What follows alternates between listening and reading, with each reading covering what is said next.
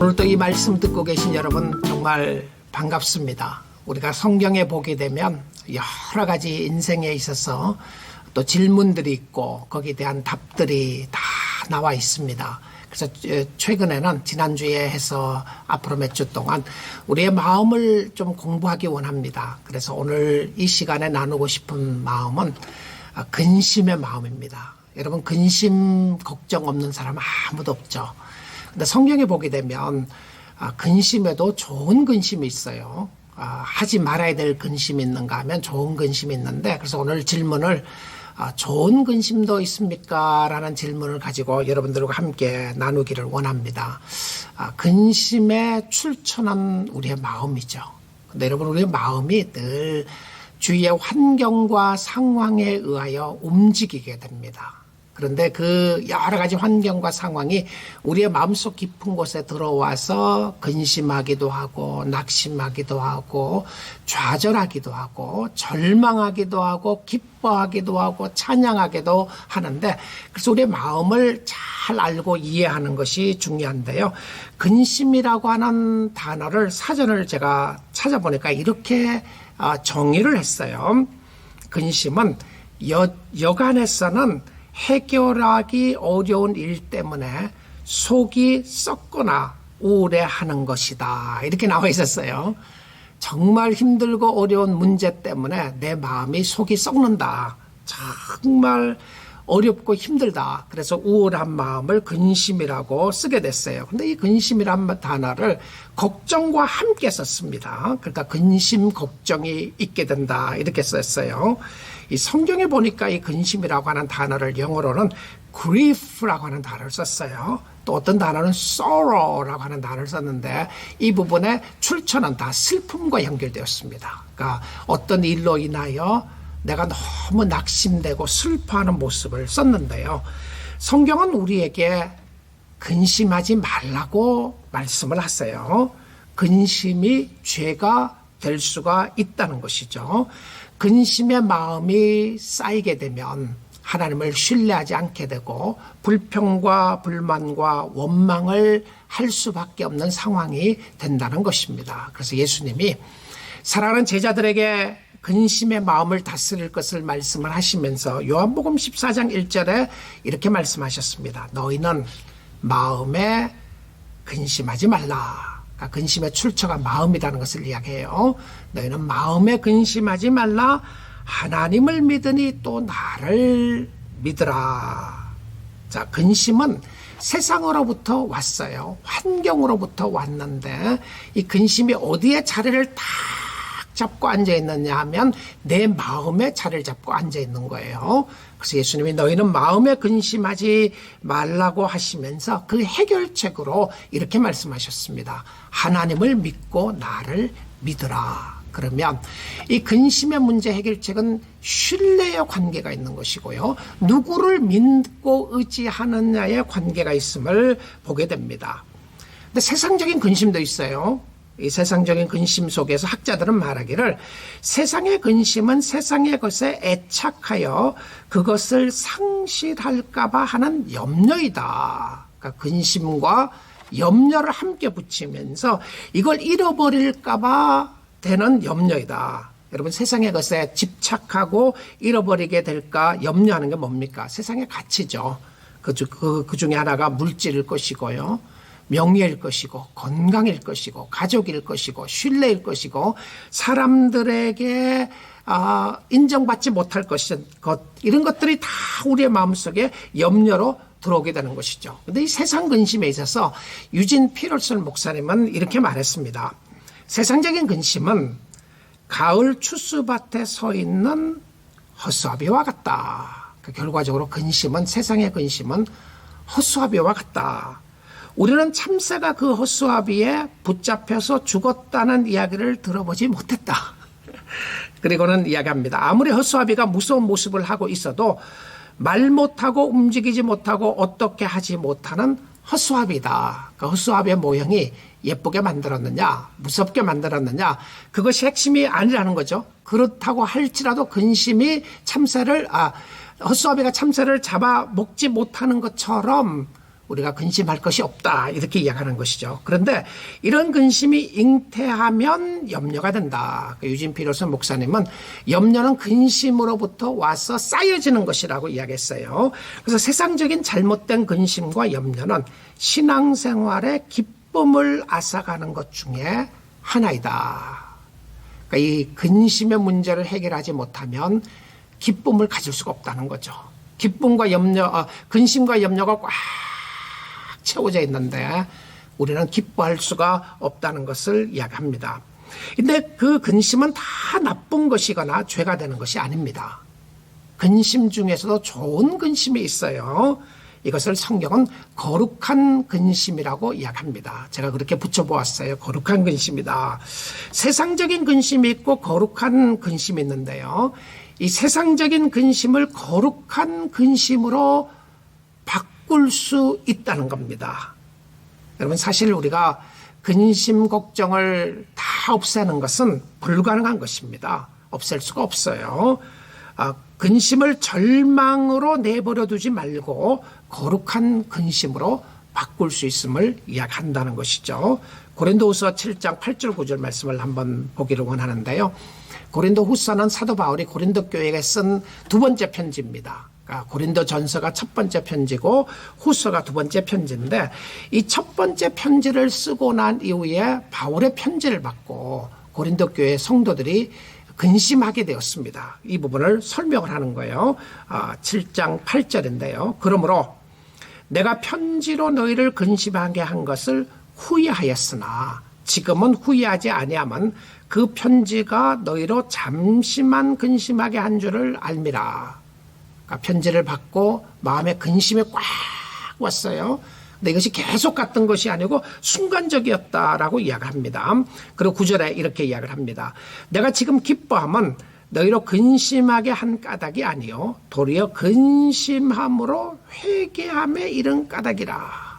이것이 좋은 근심입니다. 거룩한 근심이라고 말할 수 있겠고요. 우리가 근심될 때에 그 근심을 가지고 염려가 될 때 염려를 가지고 어느 길로 가느냐가 중요했다는 것이죠. 그들은 이 부분 때문에 잠시 마음이 아팠지만 아픈 마음을 가지고 오히려 회개했다는 것입니다. 그래서 너희가 하나님의 뜻대로 근심하게 된 것은 우리에게서 아무 해도 받지 않게 하려 함이라. 그래서 이 근심을 바울은 이렇게 고백합니다. 하나님의 뜻대로 된 근심이다. 뜻대로 근심하게 됐다. 근심을 좋은 의도로 쓴 것이죠. 거룩한 근심의 방향은 어디였냐면 회개였습니다. 우리가 걱정하고 근심하고 염려함으로 말미암아 우리의 자신들을 보게 하고 우리의 왕좌에 누가 앉아 있는가를 보게 하고 근심이 앉아 있던 자리를 하나님이 중심이 되도록 하나님 내가 이 문제를 가지고 근심하고 염려했습니다. 하나님 내가 이런 사람인데 하나님 도와주세요. 하나님 앞에 죄를 회개합니다. 이것은 좋은 근심이었다라고 이야기를 합니다. 사도 바울의 편지가 다른 사람의 마음을 아프게 했어요. 근심하게 했습니다.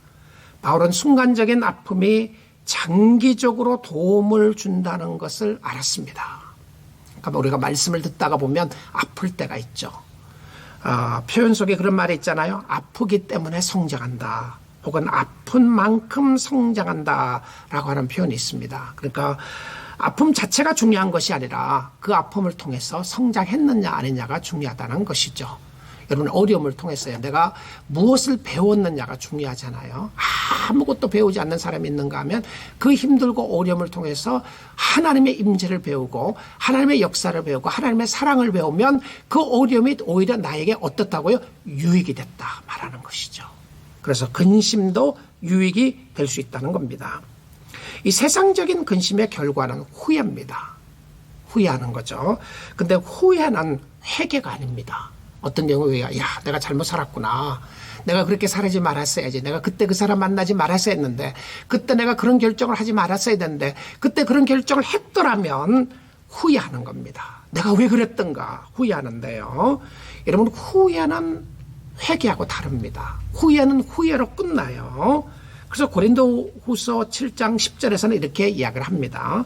하나님의 뜻대로 하는 근심은 그러니까 하나님의 뜻대로 하는 근심은 후회할 것이 없는 구원에 이르게 하는 회개를 이루는 것이요, 세상 근심은 사망을 이루는 것이니라.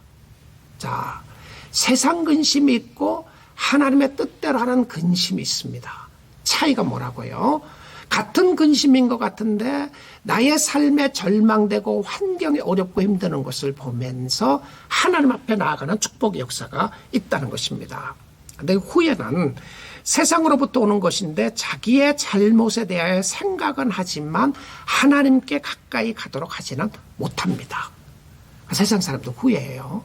여러분 후회합니다. 근데 후회하는데 그 후회가 하나님께로 가까이 가는지 아닌지를 한번 보세요. 내가 이렇게 살지 말았어야 됐는데 그러는데 하나님 앞에서 그러면 이렇게 살아야 되겠다고 하는 마음이 있느냐는 거죠.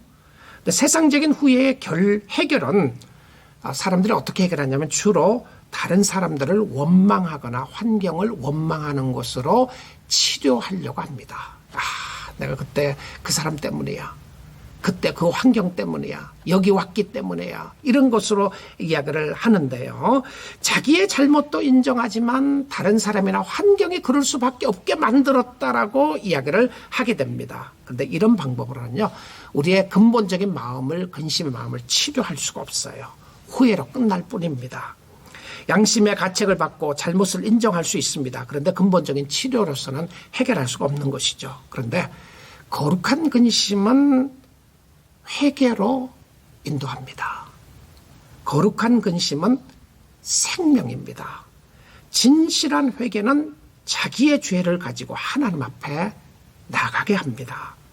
스스로 변명을 찾지 않고 자신의 죄를 인정합니다. 하나님, 내가 잘못했습니다. 내가 쓸데없는 근심을 하고 있었군요. 내가 세상적으로 하나님을 신뢰하지 않고 주님을 바라보지 않고 세상적으로만 생각했군요. 하나님 나를 불쌍히 여겨주옵소서. 이게 근심의 해결 방법이었습니다. 사랑하는 성도 여러분, 슬플 때에, 근심이 있을 때에, 절망이 될 때에 하나님께 나아갈 수 있는 기회로 활용하세요. 그러면 그것이 거룩한 근심, 하나님의 뜻대로 하는 근심이 되게 될 것입니다. 마음의 감정을 그대로 두지 마시고요. 혹시 죄로 인하여 그런 일들이 오게 되는지 살펴보고 주께로 나아갈 수 있기를 원합니다. 영적으로 하나님께 가까이 갈 수 있는 기회로 잘 활용하세요. 우리는 근심의 문제에 있어서, 슬픔의 문제에 있어서 완전히 이 땅에 사는 동안 자유로울 수가 없습니다. 다 근심이 있어요. 걱정이 있고 염려가 됩니다. 때로는 죄와 상관없이 슬프고 아플 때가 있습니다. 상처가 될 때가 있어요. 내가 잘못한 것이 아닌데 가족의 어려움 때문에 내가 피해 입는 경우들이 있고요. 여러 가지 상황과 환경을 통해서 내가 힘들고 어려운 근심이 있을 수가 있습니다. 미래에 대한 근심이 있고 안전에 대한 근심이 있고 염려가 있을 수가 있는 것이죠. 세상적인 근심에 쌓이지 말고 하나님을 신뢰함으로 거룩한 근심을 가질 수 있기를 원합니다. 여러분, 그냥 그렇게 우리가 살지 말고 하나님 앞에 어떻게 하면 주를 기쁘시게 할까, 내 마음을 어떻게 주님 앞에 드릴까 고민할 수 있기를 원합니다. 근심이 있는 것은 주를 바라보라고 하는 사인입니다. 내 마음대로 내가 컨트롤할 수 없다고 하는 사인이에요. 내 환경을 내 마음대로 좌지우지하지 못한다고 하는 사인입니다. 그럴 때에 하나님 앞에 엎드셨어요. 여러분의 마음을 주관하시고 여러분의 환경과 상황을 주관하시 하나님 앞에 온전히 맡기세요. 세상적인 근심은 헛소비와 같다고 이야기한 것처럼 정말 우리는 일어나지 않는 일들에 대해서 너무 많은 걱정과 근심과 염려가 있게 됩니다. 이 근심의 대상을 하나님으로 바꾸시고요. 하나님 앞에 신뢰하는 마음으로 나아가시고 하나님을 의지할 수 있기를 원합니다. 찬송가 486장에 이런 가사가 있죠. 이 세상에 근심된 일이 많고 참 평안을 몰랐구나. 세상에는 끊임없는 근심된 일들이 많이 있습니다. 내 주 예수 날 오라 부르시니 곧 평안히 쉬리로다. 주 예수의 구원의 은혜로다. 참 기쁘고 즐겁구나. 그 은혜를 영원히 누리겠네. 곧 평안히 쉬리로다. 근심으로부터 자유함을 얻을 수 있는 길은 오늘도 마음을 하나님 앞에 드리고요. 또 자신을 돌아보면서 거룩한 근심으로 바꾸는 것인데, 거룩한 근심의 방향은 하나님을 신뢰하고 의지하며 회개하는 것이었습니다. 이를 마음을 온전히 주님 앞에 드려서 우리의 걱정 근심의 모든 문제들을 주님 앞에 맡기고 우리 마음을 주관하시는 하나님을 신뢰하는 가운데 주님이 주시는 참 평강과 기쁨이 있기를 주님의 이름으로 축복드립니다. 한번 기도하겠습니다. 하나님 감사합니다. 우리는 이 땅에 살아가면서 해결하기 어려운 여러 가지 문제들이 있습니다. 그럴 때마다 우리의 마음을 치고 들어오는 근심의 문제에서 하나님을 신뢰하게 하시고 세상적인 근심이 아니라 하나님 앞에 가까이 가는 그 어렵고 힘드는 문제들 때문에 주님을 신뢰하는 거룩한 근심으로 바뀌어질 수 있도록 주여 축복하여 주옵소서. 예수님 이름으로 기도드립니다. 아멘.